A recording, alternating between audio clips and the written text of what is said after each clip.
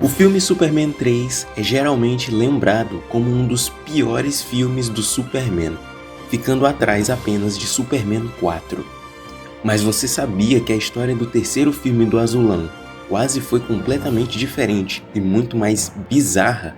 Olá, eu sou o Cronista e vou te contar essa história completa depois da vinheta.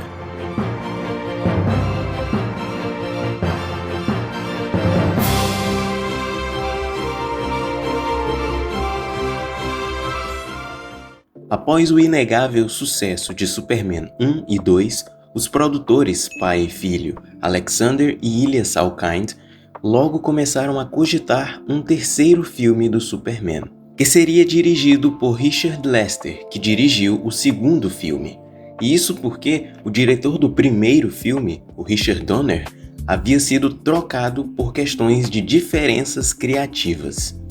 A saída de Richard Donner provocou também a saída de vários membros do elenco, incluindo Gene Hackman, que achou desrespeitoso o tratamento que o estúdio deu ao diretor.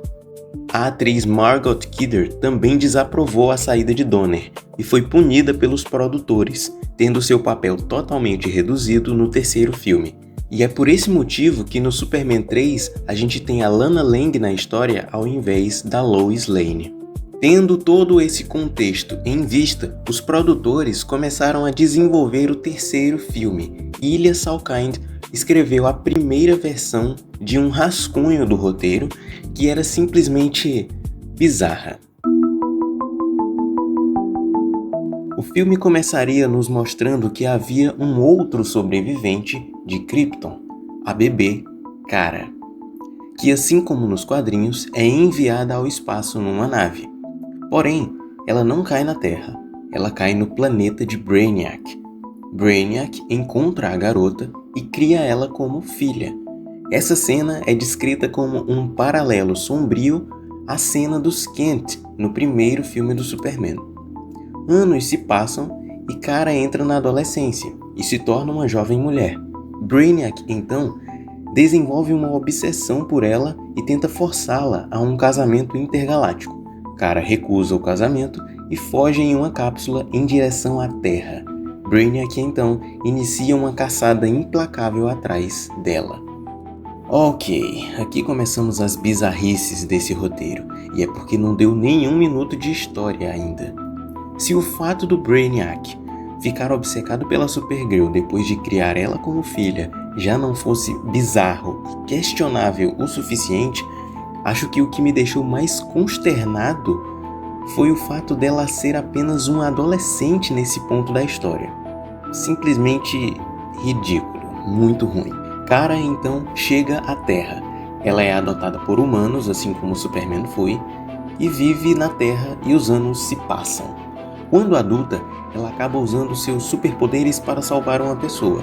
Isso chama a atenção do Superman, onde eles dois eventualmente acabam se encontrando pela primeira vez. E aqui ocorre uma forte atração romântica que se desenvolve entre os dois super-heróis.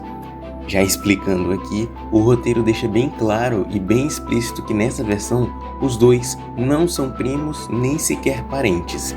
Mas ainda assim, eu devo admitir que é no mínimo estranho e desconfortável ver os dois em uma relação romântica. Que nojo!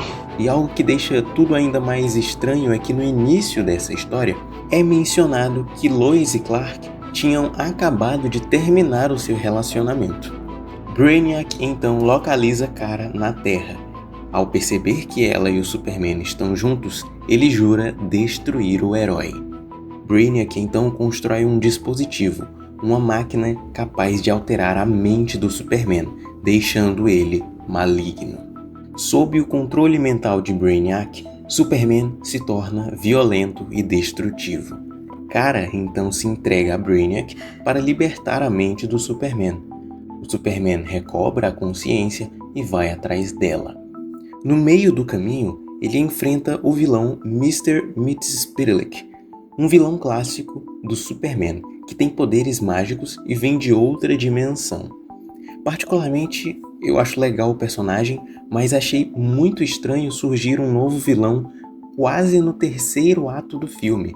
parece um tanto aleatório aparecer esse vilão nesse momento da história. O Superman então derrota o Mr. Mxyzptlk e vai enfrentar o Brainiac. Chegamos ao terceiro ato do filme. Brainiac usa uma máquina do tempo e envia eles três para o passado, para um período medieval. Superman consegue fazer um trato com o Mr. Mxyzptlk, olha ele aí aparecendo de novo, e ele então o ajuda a levar os três para um campo de batalha sem poderes e com armaduras medievais. Lá, Superman e Supergirl derrotam Brainiac e depois voltam para o tempo presente. Só que o Mr. Mxyzptlk não honra o acordo com o Superman, e quando eles voltam, ele transforma Metrópolis em um gigantesco quebra-cabeças e desafia o Superman e Supergirl a montarem o quebra-cabeças dentro de 1 minuto, ou todos os cidadãos de Metrópolis morreriam. Obviamente, os dois vencem o desafio e enviam o Duende Interdimensional de volta para sua dimensão, e assim salvam o dia. E, bom, o que eu posso falar sobre essa ideia de roteiro, a não ser que ela é a mais pura loucura. Eu não sei quantas ervas foram utilizadas na escrita desse roteiro, mas acho que podemos concordar e dizer que foram bem longe. Graças a Deus, os executivos da Warner também compartilharam dessa opinião. A Warner Bros. Acabou rejeitando esse roteiro, principalmente por 2 motivos. O primeiro motivo é que essa ideia de roteiro tinha cenas exageradamente complexas e muito caras. Por exemplo, a cena em que Mr. Mxyzptlk usa seus poderes para transformar Metrópolis em um grande quebra-cabeça seria muito caro de produzir na época com os efeitos visuais que existiam na época. E o segundo motivo é que o tom dessa história era desnecessariamente bizarro e sem sentido. Como, por exemplo, o Brainiac ser um maníaco obsessivo, Superman se atrair romanticamente por Supergirl e a viagem no tempo que surge sem propósito nenhum na reta final. E isso porque eu não mencionei o fato do Brainiac se tornar obsessivo com a garota que ele criou como filha. Sinceramente, quem teve essa ideia? Super lixo. O estúdio da Warner queria algo mais barato, mais leve e mais seguro comercialmente falando. Consequentemente, essa ideia original foi descartada. E eles foram escrevendo outros roteiros, ganhando outras versões, até chegar na versão final, que a gente ganhou. Mas não ironicamente, se você olhar com atenção, muitas coisas dessa ideia original ainda estão presentes no filme final. Por exemplo, o Superman maligno, a ausência de Lois Lane e o Superman enfrentando um supercomputador na batalha final do filme, com a observação, é claro, de que na versão final, esse supercomputador não é o Brainiac.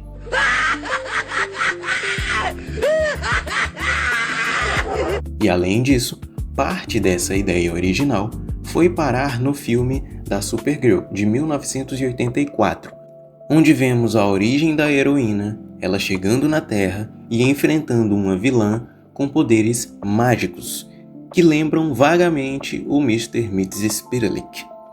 Nesse filme, a Supergirl de fato é prima do Superman e não tem nenhuma esquisitice entre os dois, ainda que esses 2 filmes tenham sido considerados bem ruins e com qualidade bem questionável. Sinceramente, Superman 3, como já mencionado, é de fato um dos piores filmes do Superman, mas lendo esse rascunho eu vejo que ele poderia ter sido muito pior, e ainda bem que não vimos isso acontecer. Se você assistiu o vídeo até aqui, deixe o seu like, se inscreva no canal e compartilhe esse vídeo nas suas redes sociais. O seu apoio é essencial para esse canal continuar produzindo conteúdos incríveis como esse. Muito obrigado por assistir até aqui e até a próxima.